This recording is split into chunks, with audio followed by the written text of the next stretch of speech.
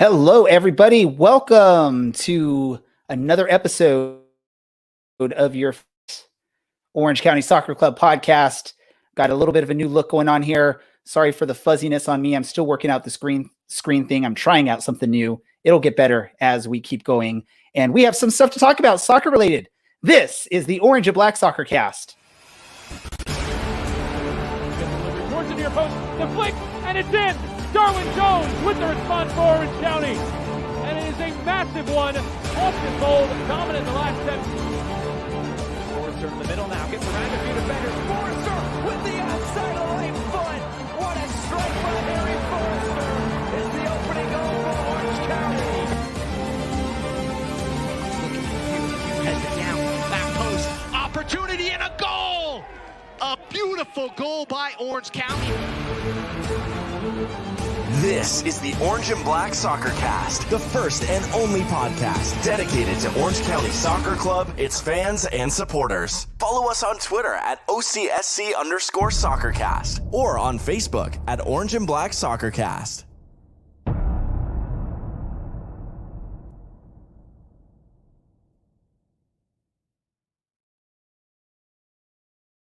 How's it going, Orange County? Welcome to another episode of the Orange and Black SoccerCast, presented by Ruffneck Scarves and Icarus FC. We are the first and only podcast dedicated to Orange County Soccer Club, its fans, and supporters.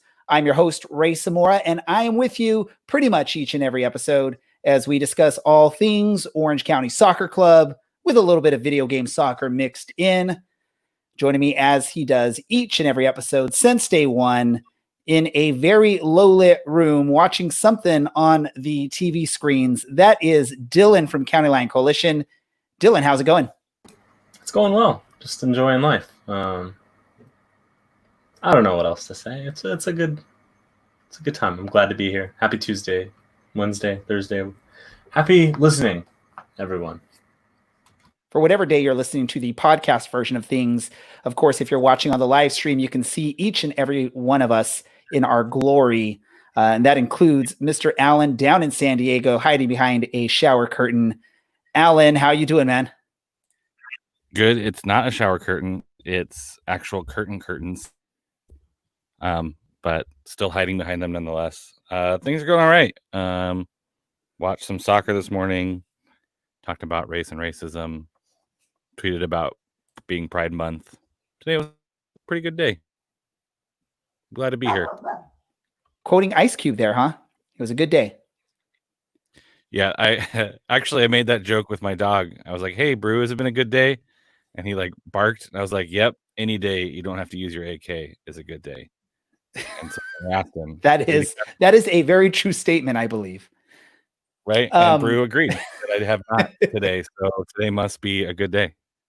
It must be a wonderful day. Well, like Alan was mentioning, watching some soccer, and there's actually some US-based soccer now available for your viewing eyes right now, and soon to come more US-based soccer, which we'll definitely get to talk about in this episode.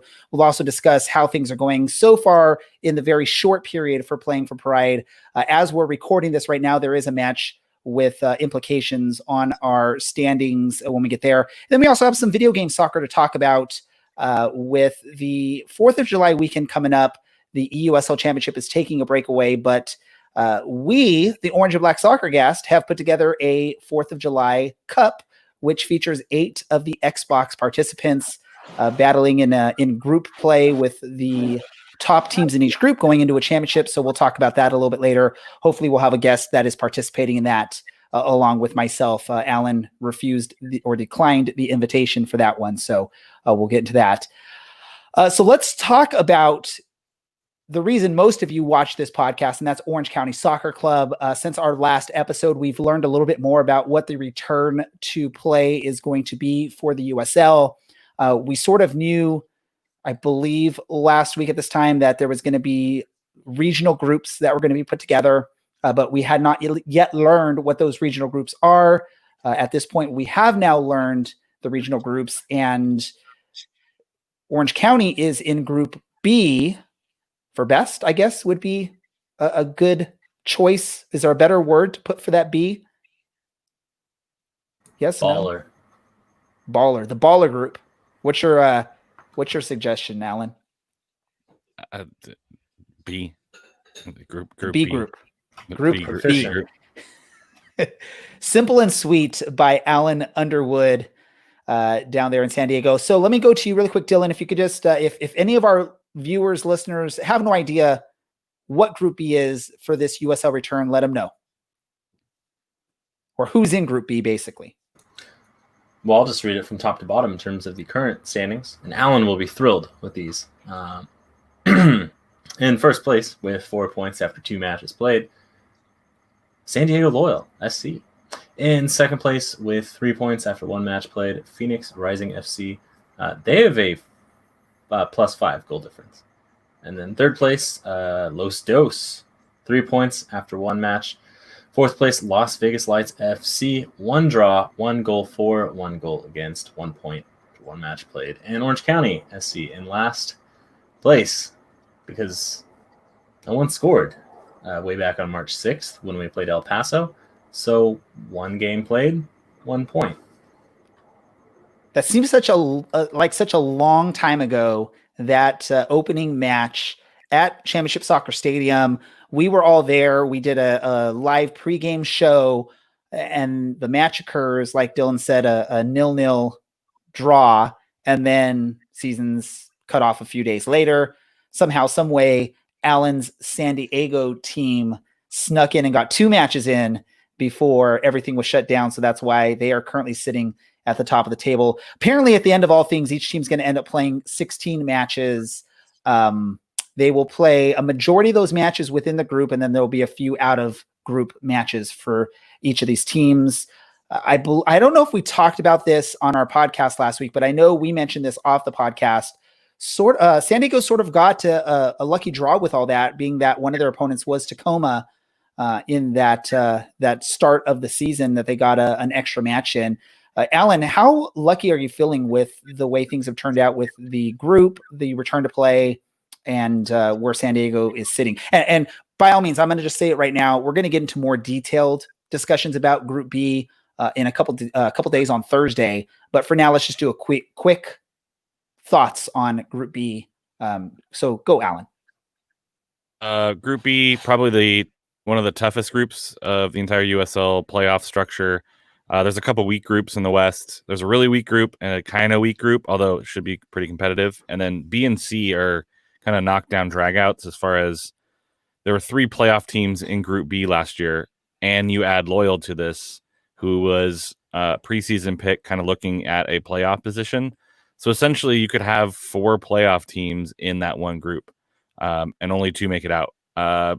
Benefit of having Tacoma means that's 3 points that versus like El Paso with Orange County is having to deal with. But that's not saying that some of the groups or some of the teams in Group B won't also play Tacoma or El Paso. I look forward to see the schedule, to see kind of competitive balance, but draw against Vegas is going to loom large, I think, in this tournament. And not a great start for Loyal, but getting that Tacoma match is pretty lucky. Now, when we now see what these groups have, and I think Dylan has the list of groups open. I don't know if you have it, Alan, but I would suggest getting it open, because what we're going to do is we're going to just quickly run through these groups, maybe pick who we think is going to win each of these groups. And then when all is said and done, we'll make our suggestion which group is the toughest group in this setup. Are you confused there, Dylan?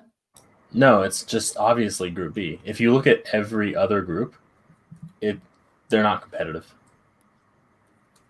There's 2 very clear teams that will go through, barring anything crazy happening. This is the only group that has 3 teams that could all make it. So, all right, let's look through all the groups. So basically, Dylan has already made his suggestion for which is the most difficult group. Let's start off with this, and then we'll go run down each group. Alan, do you agree that Group B is the most difficult out of these groups? I would have to say so. I think 3.5 really strong teams, and then Vegas thrown in the mix. If you look at any other group, there's maybe 3 teams. If you're looking at like maybe a Group E or a Group F, maybe depending on how MLS teams do. But Group B is by far like what you would call the group of death. Perfect. And I pretty much agree with you guys on that, as far as that Group B is probably the more difficult group out of them. There's going to be at least 1, maybe even 2 teams that are on the outside looking in when it comes to playoff time that really feel like they would have had a shot had the season progressed normally, instead of this return to play scenario that we have right now. So let's get into these groups then, and I'll let you announce the participants in Group A, Dylan.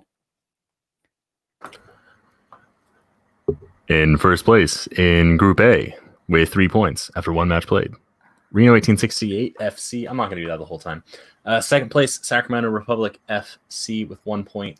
Third place, Tacoma Defiance, 2 matches played, 0 points, -3 goal difference. And finally, Portland Timbers 2, 1 match played, 0 points, and a -5 goal difference after they were clubbed to death by Phoenix on Definitely March 7th. It was insane. That was literally right before the league shut down. I think the day before the league shut down or took a pause was when that match happened. Can we just be honest here and say it's a 2-team race for top of the table here, or do Portland or Tacoma have any shot on this, Alan? I think the only shot that Tacoma or Timbers 2 have is if their MLS franchise gets dropped out of the tournament quickly. They might throw some kids down or some borderline players down to get minutes and to get meaningful games.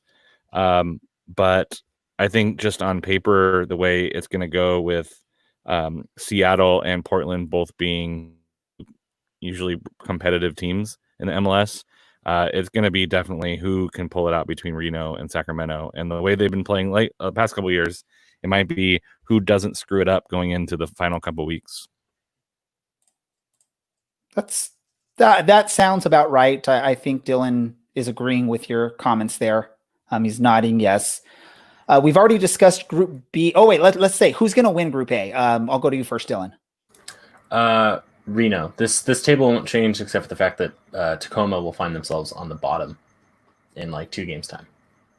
But otherwise, Reno, Sacramento, doesn't matter. Let me go to you real quick, Alan, to pick who's going to win. And let me just ask, I think Sacramento is a lot of people's sort of pick out of this group. Does Dylan really have an argument that Reno will win the group? I think Reno's a strong team, but I'm going to be contrarian just to be contrarian and say I think Sacramento pulls this one off and wins the group. They want Perfect. that last hurrah before MLS. How dare you how dare you doubt Ian Russell? I think mostly for our friends up in Reno, I might have to say Reno. Like one of our viewers on YouTube, Nathan Wander, he's saying Group A Reno. So I'm going to agree with that. I'm going to say Reno on this just because I like Reno. They're good people up there. We'll skip Group B because we're going to, again, get into a much more in-depth preview with partners from BGN and also our good friend Alicia from SB Nation. They're going to be joining us on Thursday to help break down Group B. We've got Ashley from Rising as One. We've got Carson Merck, who is at BGN. We got Alan, who can represent San Diego. And potentially, if we can convince Chris to jump on and join us for that, we'll get him on as well. And so we'll have a nice little party there. I'm going to actually hand off the controls for that one to Dylan. I'm going to work more in the background. I'll still talk a little bit, but Dylan's going to be your main host for that one. So congrats, Dylan. Apologies in advance, everyone. All right, Alan, I'll let you jump on. Go ahead, Dylan.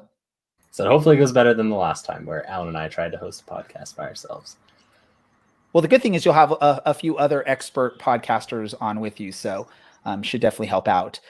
Let's move on to Group C. I'll let Alan let us know which teams are in Group C. I don't have the points in front of me, so it's Real Don't worry Monarchs, about points, just the team. New Mexico, Real Monarchs, New Mexico United, El Paso Locomotive, and the Colorado Springs Switchbacks.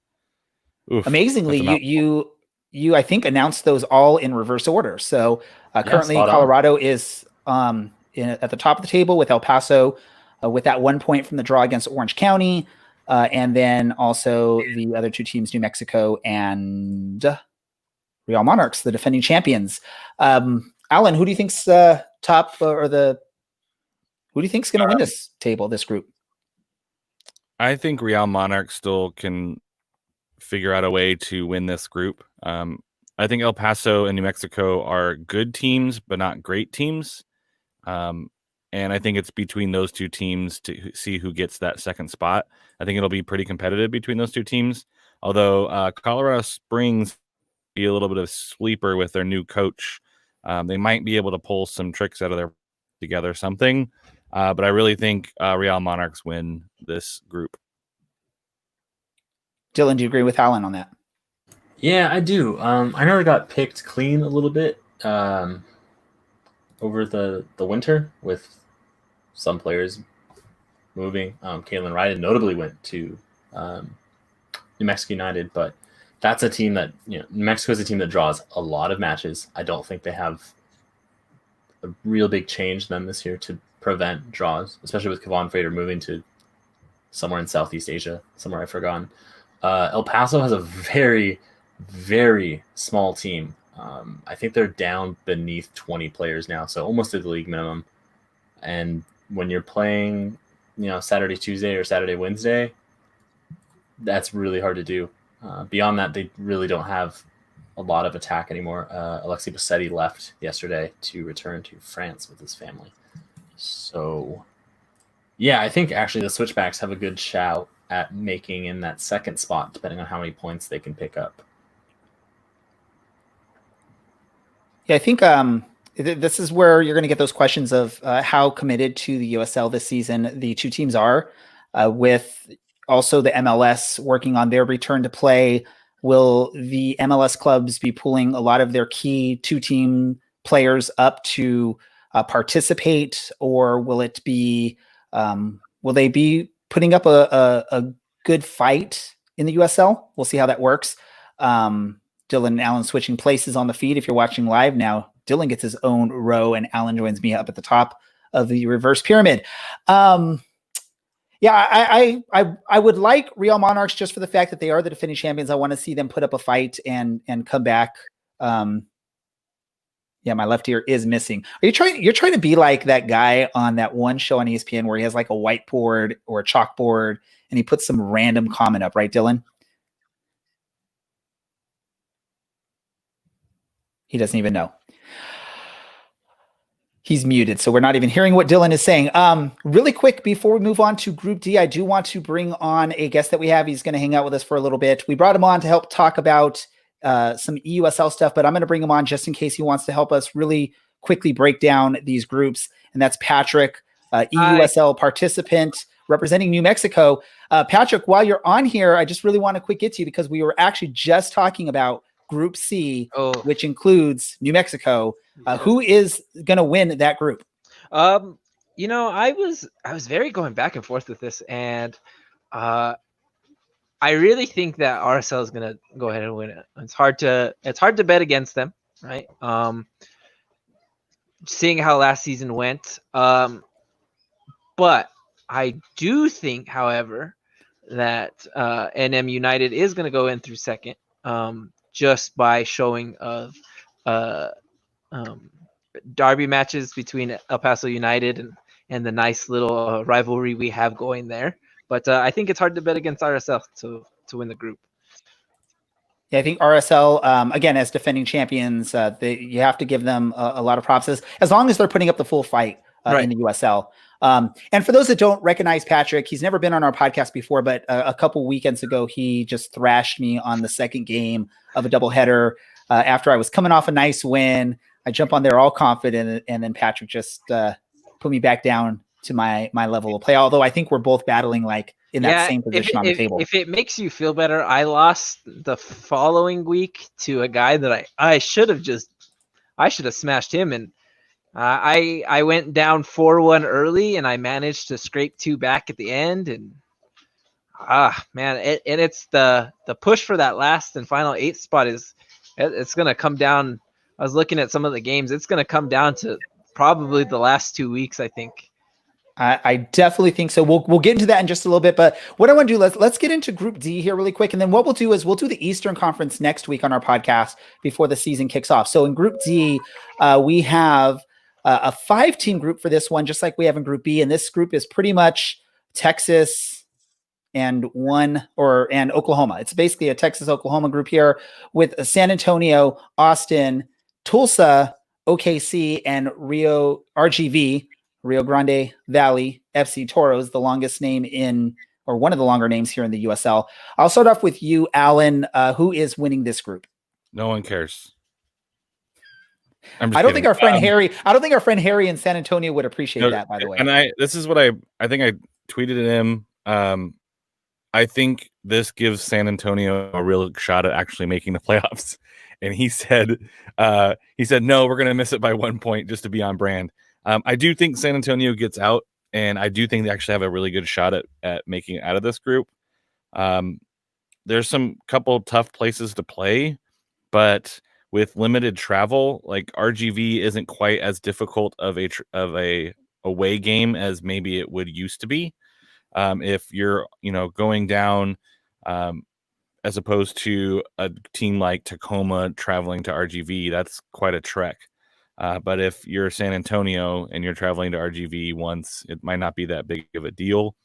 Austin's a tough place to play too, but who knows with no fans? I mean, those things do have some impact. I think Tulsa, if they actually have regrouped, have a chance.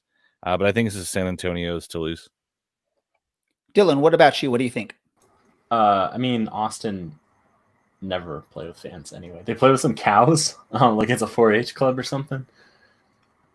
Honestly, I think Oklahoma has a good shot at doing well in this group. They don't have a lot of depth, so it's a similar situation to El Paso, but this is a lot less deep. I don't think the managerial change in San Antonio is enough to get them in, and I do feel like they're going to, in typical San Antonio fashion, finish third in this group, and just miss the mark because they're going to throw it away for like 3 weeks. I can't see the Toros doing much here. We've talked about it in the past with, and I can't remember his name, so that's unfortunate, but Jacob Young. There we go. Don't crucify me, everyone. I don't Everyone think tweet at Jacob and let him know that Dylan forgot who he was. Don't do it. Yeah, I think OKC tops this one, honestly. This is such a weak group. No disrespect to our Texan and Oklahoman friends, but this is probably one of the worst in the league. So is this one of those groups then that are going to basically steal a playoff spot from maybe another team that is deserving, like maybe a San Diego or one of the other squads, again, maybe in Group C or Group B? Let me go to you, Patrick, really quick. You can answer that question. Also, who do you think is going to win this group? Just for the meme sake of Twitter, I would love to see FC Tulsa come out. Just for the Twitter vibes. If you guys don't know, NM United and Tulsa are real buddy on social media. But I agree with the rest of you. I think this is a really weak group. I think what I was going to point out is I think that whoever wins this is essentially stealing a spot from Group C, because I think NM United, El Paso, and RSL are both 3 very strong postseason teams that could make a run somewhere. And I think this spot is getting kind of take away. But I think I'm going to give it to the Bold, but just barely. Just barely. So you're basically telling our listeners that they should wear some ear protection when watching those matches, because they have that like cowbell right by the microphone on the field that annoys on the ESPN streams. It's obnoxious. I agree. Do you worry about the levels of fitness there? Because they are by no means a fit squad. There's a lot of beer bellies or barbecue bellies on that team. So do you worry about like the 2 games a week thing piling up quickly? I think for a lot of these teams that I mean, we can attest that we see most of our clubs trying to get back into fitness. It's a very odd time for them to be in fitness. I could see specifically for the Bold and some of the other teams where fitness could play a factor, more or less. But I think we're kind of, I don't want to say equal footing, because I think that's a bad choice of words for the time that we're in. But I could see fitness posing a problem. I do see what you're saying, though. I find that funny. The little bit of guts going on. Perfect. I'm, just because he's a great friend of the show, listens to a lot of soccer podcasts. I want Harry to have a good season. So I'm just going to go out on a limb and say San Antonio. And this is sort of one of those crapshoot groups. Any of those teams can win it. And again, maybe one team out of this group would be deserving in a regular season, and the other one is stealing a spot from one of the other teams. Let's just see. Maybe San Antonio, hopefully. Hopefully I didn't get anyone mad or anything like that by saying that, but The entire Furious. let's do this. Let's move on really quick to some okay, let me first say this. We will get to the Eastern Conference group prediction thingamajiggers, if that makes sense, next week on our podcast. Also remember, again, on Thursday, in just a couple nights, if you're listening live or watching live, or if you're listening to the podcast, this Thursday, we're going to get a nice group of people together for a special BGN episode that will preview Group B with experts that cover each and every team in that group. If Alan considers himself an expert, then that definitely makes it a group of experts on there. Let's move on to the EUSL, which 3 of us on here participate as players. One also participates as a play-by-play voice of the DJ Racimora team, and he also will be the voice of the 4th of July Cup or July 4th Cup. I don't know exactly what we've called it yet. For those that don't know, earlier today, people started asking the question, hey, can we do some sort of 4th of July Cup since the season or the league's taking a break this season? I saw a few PlayStation guys saying, sure, let's do something. And then I'm like, I'm going to jump on as an Xbox participant. I basically said, I will put something together if there's enough people willing to do so. Lo and behold, within a couple hours, there was 8, including myself, 8 people that wanted to participate. So we threw it together with literally no thought process in it. I just decided we're going to do 2 groups, do it sort of World Cup style, have 2 groups, and then the winner of each group plays together for a championship. So what's going to happen is on July 4th, on the 4th of July, there's going to be matches basically from 12 to 3 Eastern time, so 9 to 12 Pacific. And basically it's going to be back-to-back matches for everyone. So if you're in Group A, you're going to play back-to-back 3 matches in the morning or the first half. If you're Group B, you're going to play back-to-back in the second group there. And again, the winner will play in a championship, the winner of each group the next day. Patrick is participating in this, and lucky for me, we got drawn into the same group, so we'll get to face each other again. The difference with this tournament, as opposed to what the season's been, is we did not limit it to 3.5-star teams. It was basically any team. It's just we're not allowing duplicates. So basically, we held a team draft, random order. And Patrick, which team did you end up with? I went with Chelsea. My boys in blue, the boys that I will support till the end, even though people will call me plastic. So Patrick's very loyal there because Patrick, I believe, had the second choice. So he had the second pick in this draft. He pretty much could have picked from anyone other than Manchester City, who was the first pick. And he went with Chelsea, which a good quality squad and team. But when you look at the FIFA ratings, they're not maybe as treated as well. No. Whereas me, I guess I feel now like a traitor because Tottenham was still available when my pick came up at number 8. But I was telling Dylan and Alan yesterday, there's like 3 more picks, and I showed them a list of the teams still available. And I basically told them, if Barcelona is still available at the 8th pick, the last pick of this group, I have to take them because, I mean, they're the best team in the game pretty much when you really look at the ratings and the players that they have. So I ended up getting lucky with Barcelona. So maybe I'll be able to put up a better fight against you this time around in this cup. If you play Liverpool, watch out for the quick corners. What I thought was funny is that I think we said it in the Discord too, is that Liverpool fell to the 6th pick.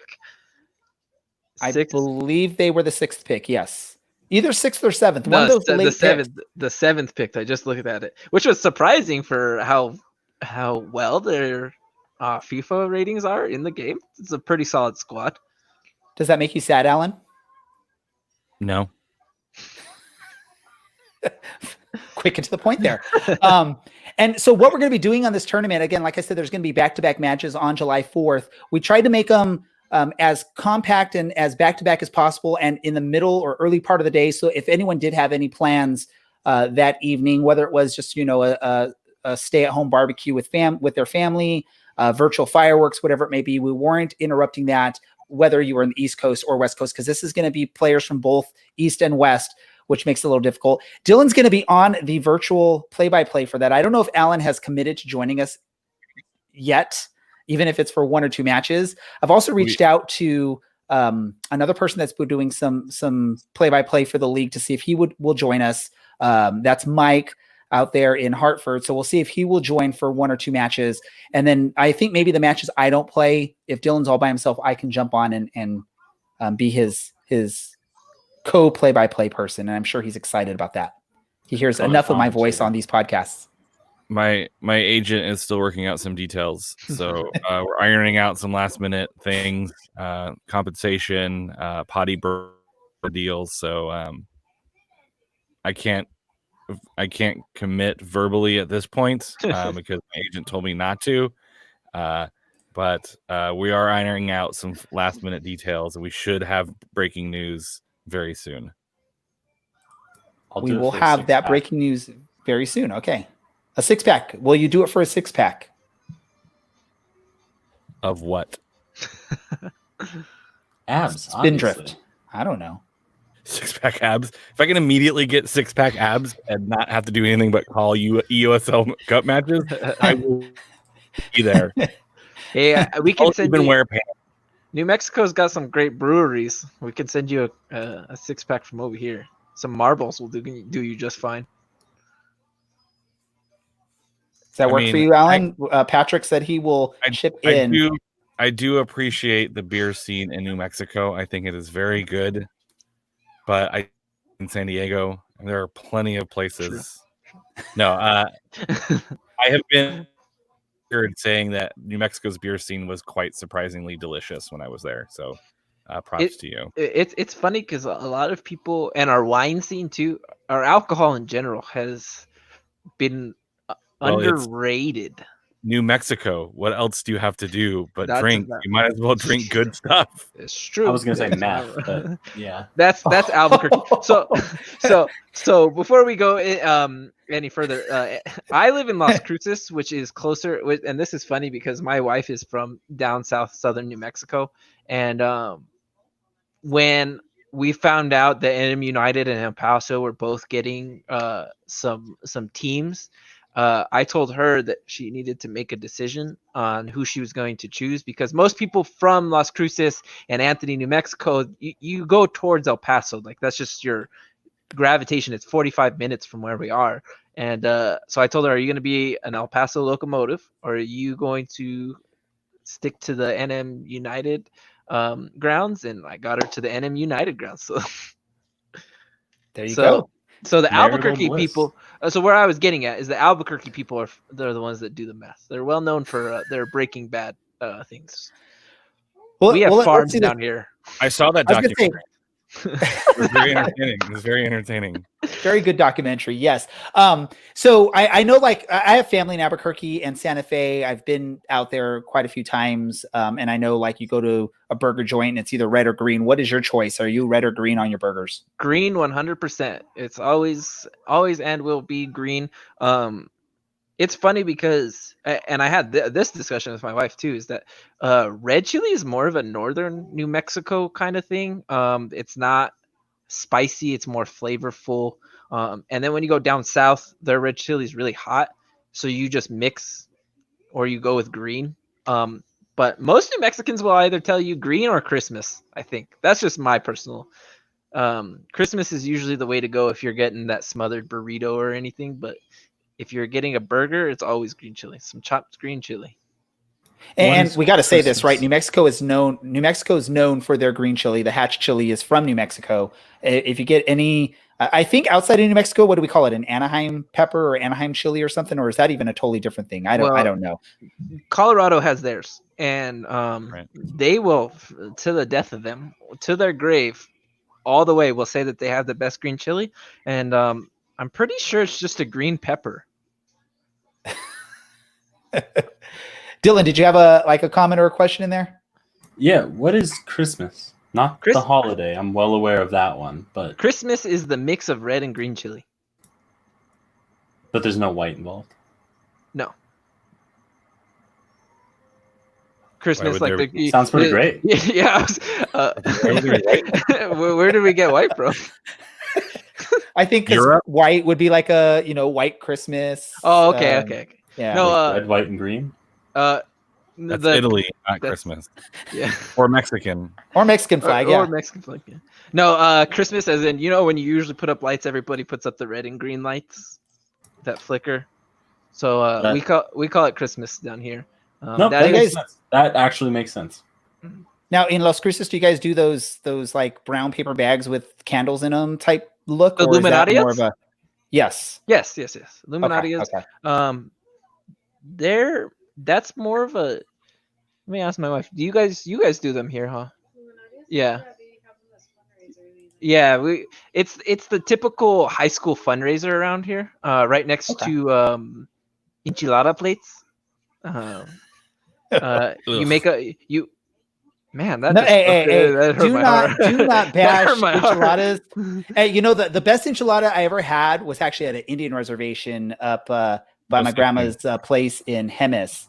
Oh, okay. Yeah. Driving through there was an Indian reservation. There was the enchiladas, and then they had the Indian flatbread with all the good fixins on top of it. That's the best enchilada I ever had.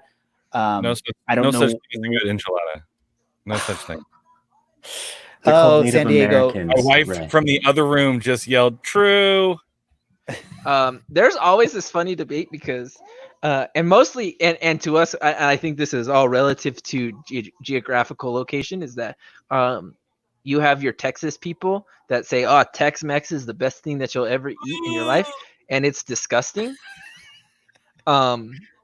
Unless you're willing to sit on the toilet for multiple hours at a time, or you have that kind of time, sure, Tex-Mex is great. But New Mexican food is the best blend of Mexican food and what other ever mix you want to consider it to, that I will go to my grave saying that.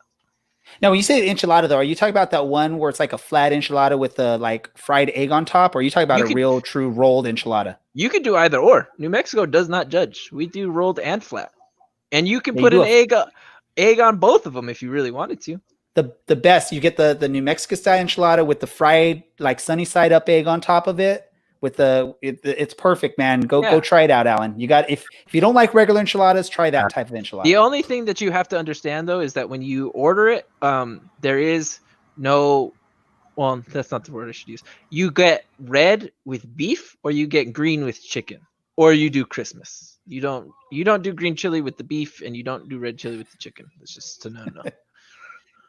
This became like a New Mexico education podcast all of a sudden. It's funny how there's a lot of people that don't even they're like, "Oh, you're from New Mexico. What's it like to be out of the country?" Jeez, man. When I was younger, we know enough about our geography to know that New Mexico is part of the United States. So you won't get that from at least us. We're well forgotten. When I was younger, I had a girl ask me if I rode donkeys to school.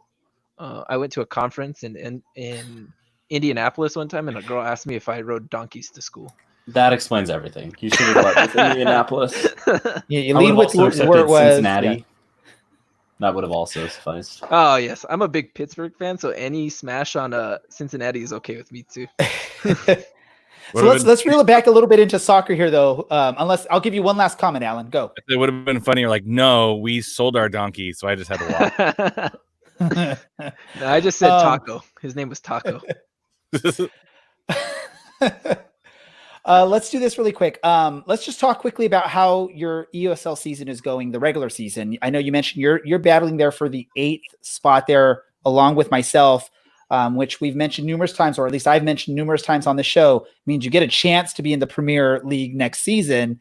If you don't get that 8th spot, you're guaranteed you're going to be in the USL or the EUSL Championship, which is not a bad spot to be, but I think anyone that's thinks they're decent at FIFA would love to be the Premier.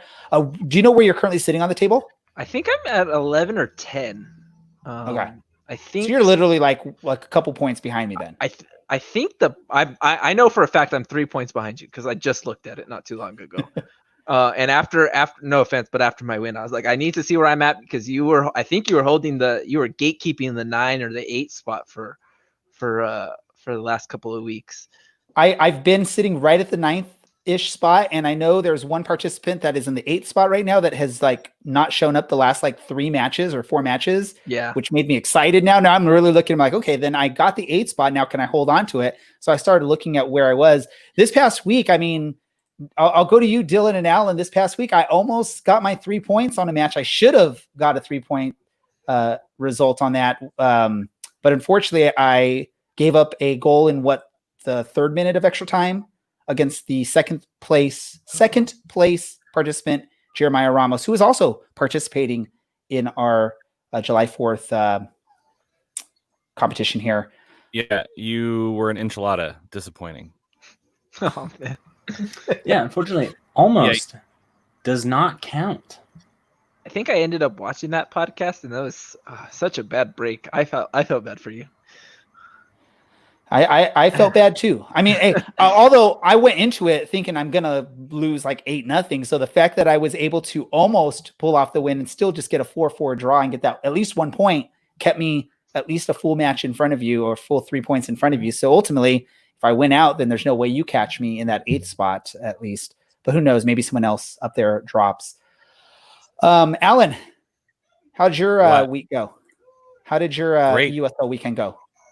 Great. It was fantastic. I did such a great job of helping someone else with their goal differential. I am now in 3rd place from the bottom. From the bottom. Yeah, I'm feeling really good about where I am. I'm not gonna win. I'm gonna win like maybe one more game, and then I'm gonna probably get killed. My last game's against Knutson. And I think I made the joke last time. I'm going to look up Union Omaha's schedule. Like, only time I can play is when they're playing a game. I guess you have to forfeit, and then maybe I can get another win. But I think at that point it won't matter because he's two wins clear of 2nd place. He's top of the table. He's like unbeatable. Yeah. I think I lost. It was. Go ahead, Alan. I lost like 10-0. It was bad. Have you, Patrick? Have you played the guy from Union Omaha? He just gave me nightmares last week. He thrashed me into the ground, and I was like pumped to go into that game, and I was like, I like to do a little scouting beforehand to see common teams that we've played against, and I was like, oh man, he put up a pretty good fight against one of the lower people below me. Put up a pretty good fight and kept him to 2 goals ahead of him, and I think it was like a 4-2 score, and I was like, I smashed that guy 8-0. Like I'm gonna be fine. I think I got smoked. Like I think it was 6-1 was the final score. So it was like my score. Yeah, except I didn't score. Oh yeah, 6-0. I didn't score. Yeah, no, I got smoked. The dude is good. He's really good, and I was like, oh man, if anybody manages to beat him out of the championship spot, I'll be surprised. I'm going to try to just retain possession and just like pass the ball around and hopefully only give up like 5 goals. I tried to do that in the second half. That I was like, I'm going to pass it because he put up 4 in the first half, and I was like, I need to do something in the second half. So I held him to 2 in the second half. So I took that away. I really went into the game going like, if I hold him to a draw, I'll be happy because I held Jeremiah to a late goal against me to beat me. He beat me 2-1, I think, towards the beginning of the season. Yeah, and my goal at the time, I think he was number 1 or number 2, and I held him to the 1 goal ahead of me, and I was like, oh, I'm happy with that. Yeah, it's again, I was surprised to get a result against him, and it definitely has helped me out where I'm at the table. I think Dylan or Alan looked it up. I'm in 9th with a game on hand on 8th, but I think 8th is Josh Snodgrass, which I believe is the guy that hasn't shown up for the last like 3 weeks. So I'm feeling like he's going to continue dropping, which moves me into that 8th spot. So everyone's going to be gunning for me. That's right below me because they want that play-in spot. I've said it all season. I think the West is stronger than the East. I've played some of the mid-table Eastern teams and just thrashed them. So if I can get to that 8th spot, I'm in good position to make the Premier League next season, and I'm going to keep trying. I think I have one more really, really tough opponent, and that's the guy from Forward Madison. I think it's Evan Warwick or whatever. I think he's a pro player for them, so that makes it even more difficult. I have a couple matches against people below me, and then I think my final match of the season is the guy that right now is sitting right below me on the table in 10th spot, A-Rod. So I feel like I control my destiny on the USL Championship, and Dylan will make fun of me all the way as I try to get to the end there. He's been doing That's it what all our viewers season. want. Maybe. I don't know. Oh, they love it. They love it. I hope so. If anyone even watches. We've got people watching that. We've had a couple people call you out right now, man. We have like a guy by the name of Marcus Fang that is calling out Dylan. And we got a person also on YouTube by the name of Hee Haw that's calling out Dylan. So on the up, chat. Internet? So Shout Dylan out must to be my the popular friends person on this. who should be representing Tacoma Defiance FC as they roll into a last place finish in the USL. And we just gotta show Dylan's comment earlier in the stream. That was from like 30 minutes ago. I know. I had to throw it up here because I just saw it. I'm busy producing, talking, hosting, all this stuff, man. Let's do this really quick. I don't know what you guys do in New Mexico for any kind of playing for Pride stuff. I know this season it really hasn't worked out with playing for Pride because there's been no season. But we worked out something to do, at least for our podcast, to help out with that really quick. Alan, do you want to give us a quick update on how playing for Pride is going for our podcast? Yes. After the first round of matches from the NWS Challenge Cup, there were a couple surprises in that Chicago Red Stars didn't win, and Houston Dash actually looked somewhat competitive. And Washington Spirit was pretty good. In last place so far, after one game of each team, is me. Hey, look at that. I have 1 point. Then the two teams that didn't get drafted, who we've referred to as the fan choice, my wife referred to as her group, is 4 points. So third place. Then Dylan is in second with 5 points, and Ray is in first with 7 points. I do want to remind you that winning the cup will get you 10 points. So it's still anyone's match. Unless it's extra time. Unless it's extra time, right? And then it's 8. Yeah, I took off. I said if you have to go to extra time or PKs, you don't get the full points for winning. So if you go on a really good knockout round run, you can really pull one out because some teams are saying if everyone makes the playoffs, there's no point like really going for it in the first couple of matches. So they're playing some of their youth players. They're playing some of their draft picks, which is exciting because you get to see similar setup of USL where it's a good mix of really talented players and young kids getting their first professional start. So if you're not checking it out, watch them. The games have been incredibly entertaining. The one this morning, Houston Dash, was it Utah Royals? Was a phenomenal match, back and forth, amazing goals, really good play. Do yourself a favor, check it out. It's on CBS All Access. It's $6 for a month, and you get a week free. And then if you want to cancel that after the tournament, you can. So you're basically paying $6 for an entire tournament of soccer. Go do it, please. So as you were talking really quick, Alan, I just started looking at the score or the results and stuff like that. And just on Google, so completely wrong, but it's showing that the North Carolina-Houston match tomorrow was canceled. So I don't know if there's any news or any reason for that. We'll have to look into that. Are you looking at ESPN? I'm looking at Google. Oh. Let me do some research right now. So if you haven't got a chance to check it out, the matches have been pretty good. In the Houston Salt Lake match, there was a goal disallowed that should have been a goal. It's the forward from England. I forget what her name is, but as the keeper for Salt Lake City was about to go boot the ball, she let go of it. It bounced on the ground. She's going to go kick it, and the player for Houston basically stole the ball. But the ref, for whatever reason, thought it was a foul play or it wasn't an appropriate play. So Allen actually sort of lost because he could have had an extra right. Win there, right? I was mad. Well, let me say. It would have been a win. It would have been an extra point for scoring 4 goals and would have been another negative point for the other team giving up. Who'd you say what game was canceled? I don't know. This is just on Google, and it could be wrong, but they're showing the North Carolina Houston match is canceled. So here's what we're running into. The same thing I complained about with ESPN is ESPN, and I'm sure Google are not voiding out the NWSL because this is a Challenge Cup and it's not regular season. So Makes be sense. careful when you look stuff up. If you're looking up just NWSL, it'll show all of them as canceled or postponed, like on ESPN. You have to find the Challenge Cup. And tomorrow's matches are Portland versus Chicago Red Stars with the morning game, which should be a great match. And then Washington and North Carolina, which should also be another very competitive match. Washington looked really good. Their game, like almost like, hey, if I'm going to pick a team to root for, I know that they weren't the one that I got drafted. But it does have one of my favorite players. One of my favorite players in Lavelle.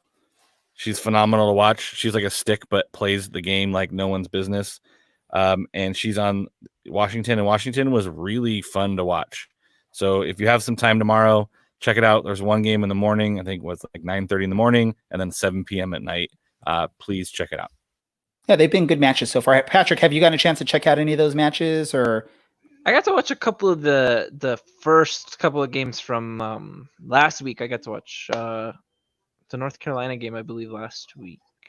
I forget who they were playing. It was North Yeah, Carolina's my team. yeah. Alan's yeah, on top of it all. He's looking it up. I got to catch that one. I'm slowly getting. I'm glad that sports are slowly coming back. So, renewing my subscriptions and everything so I can watch sports. I know that's been a tough one. Is like, do you keep paying for some of these apps that you're not really getting to utilize as much? You know, like the ESPN stuff for the USL. Luckily, there's other soccer. Dylan, if he paid for his Premier or EFL Championship stuff, he would be contributing to the ESPN Plus stuff. Luton wasn't on today. I tried to watch that match, and Luton was not on ESPN Plus. Oh, they were not on ESPN. Wow, very sad. They played Leeds even. And then they drew and got a really. But it's Luton Town, so right, which is why he's purple in the NWSL Challenge Cup. I put orange for Ray because orange and black, purple because it's Luton's color, and then green. All right, let's go ahead and do this because of time. Let's go ahead and start wrapping things up here. Patrick, really quick, what we do to wrap things up, just a random thought. It could be anything.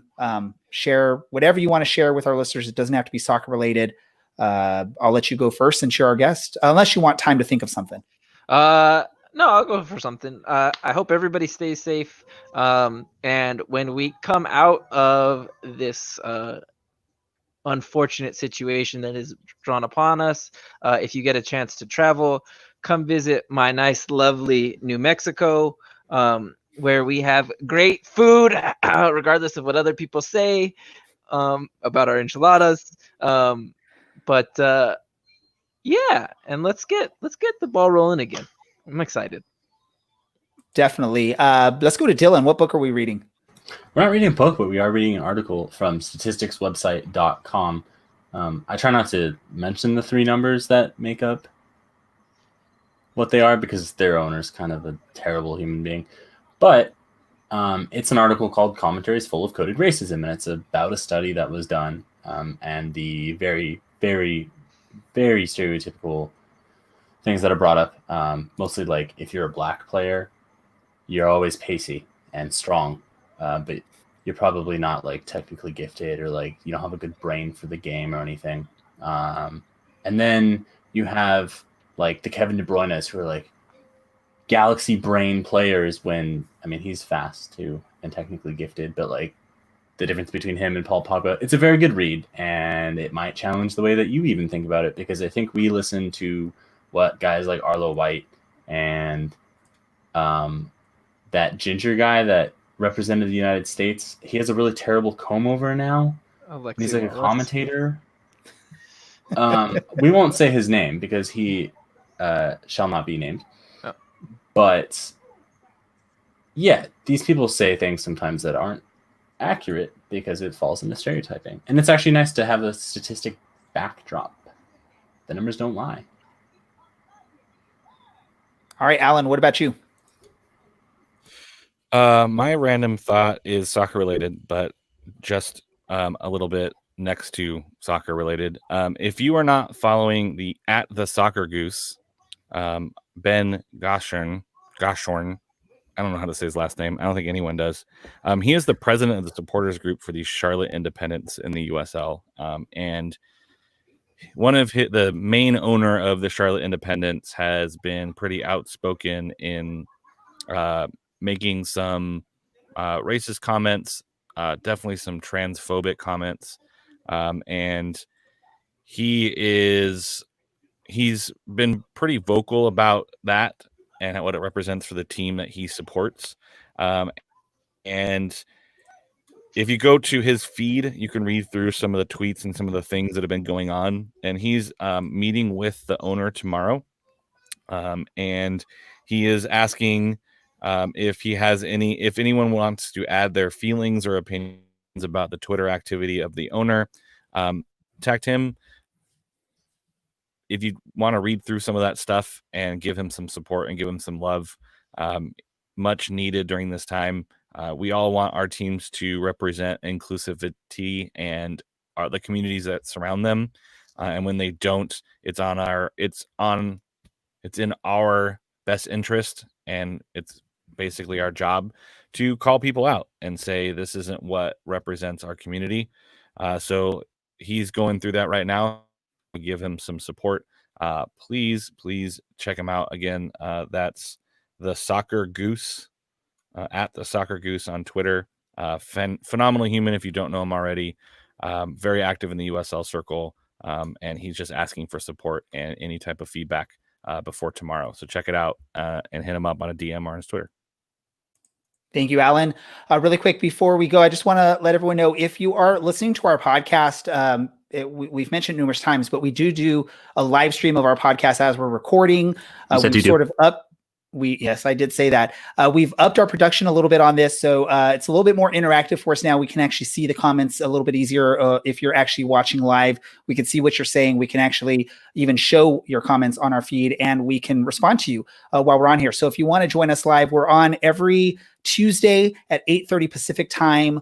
If there's ever a schedule change for whatever reason, we'll let you know ahead of time, unless there's just a crazy emergency. But come check us out and join us on the live feed so we can interact with you. We can answer your questions. You can share your thoughts with us, and we can react to those as well. Really quick, I want to thank Patrick for joining us, taking a little bit of time out of his evening there in New Mexico. Patrick, if our fans want to watch any of your EUSL action, where can they find you on either Twitch or social media on Twitter or anything like that? I have a Twitter specifically, and it was funny because we just put this in my chat. To catch my EUSL games, it's twitch.tv/PatInTheHat09. And coincidentally, that is also my stream Twitter to catch me whenever I'm streaming other stuff. I stream all kinds of different games, shooters, Call of Duty, Valorant, FIFA, and all kinds of other games too. So come check me out, twitch.tv/PatInTheHat09. Perfect. Thank you very much. Dylan, where can our followers find you? You can find me at OCSC_Dylan on Twitter and Reddit. Alan? You can find me at @Underwood48 on the Twitter machines. Fairweather Pod at @fair_pod is doing a retweet fundraiser. We're trying to do some playing for Pride, and we're going to have Colin Martin on tomorrow. So we're trying to do a blitz retweet. So if you wouldn't mind just retweeting it, you don't even have to listen to us or like us. Just retweet it so we can donate money to Playing for Pride and Athlete Ally. Perfect. And you can find me at DJ Ray Samora on Twitter. You can also find the podcast at OCSC_SoccerCast. You can find us on Facebook, Pinterest, Twitch.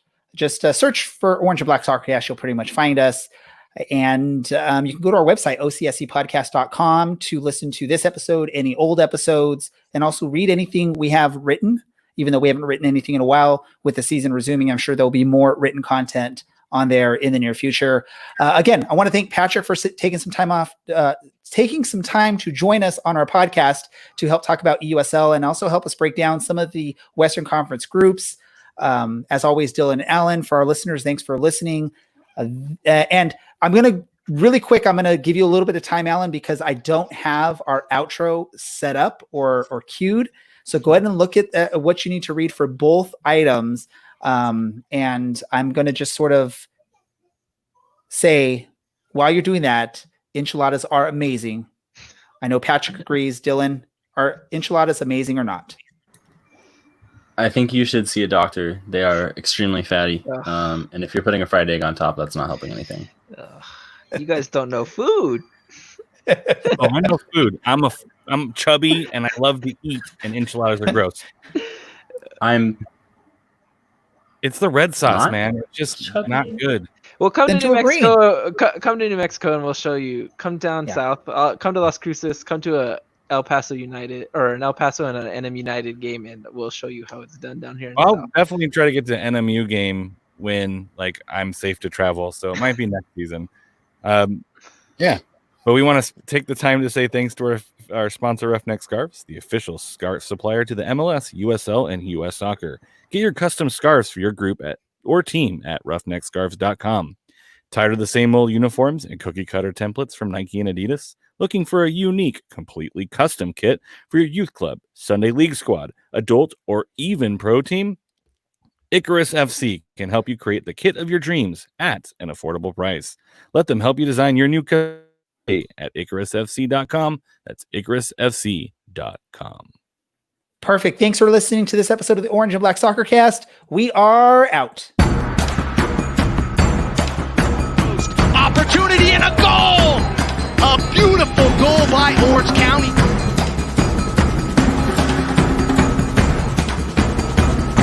Gets the ball here, cuts inside. Goal!